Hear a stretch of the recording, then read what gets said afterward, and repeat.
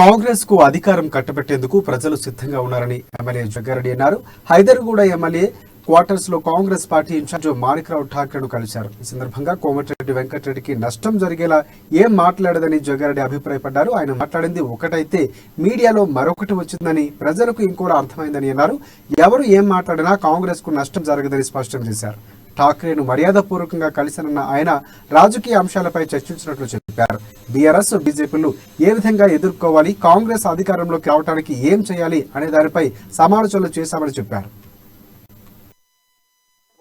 ఠాక్రే గారికి కొన్ని విషయాలు ఈ రాష్ట్ర రాజకీయాలలో కాంగ్రెస్ పార్టీ లేదా బీజేపీ వ్యవహారశీలు ఎట్లుంది, రాజకీయంగా టిఆర్ఎస్ ప్రభుత్వం ఎట్లా పనిచేస్తుంది, మనం ఎట్లా దాన్ని ప్రజలు ఏ రకంగా ఆలోచన చేస్తుంది, దీని మీదనే చాలా చర్చ జరిగింది. కాంగ్రెస్ పార్టీ సంబంధించిన ఈ వ్యవహారాల మీద సమయం ఎక్కువ దాని మీద ఎలాంటి చర్చ చేయకుండా కేవలము రేపు 70 సీట్లు కాంగ్రెస్ పార్టీ తెలంగాణలో ఎట్లా రావాలి, ఏ జిల్లాలలో మనం బలంగా ఉన్నాము, బలంగా లేని జిల్లాలు ఏవి, మరి ఏ నియోజకవర్గాలలో బలంగా ఉన్నాము, కొన్ని విషయాలు వారు అడగడము.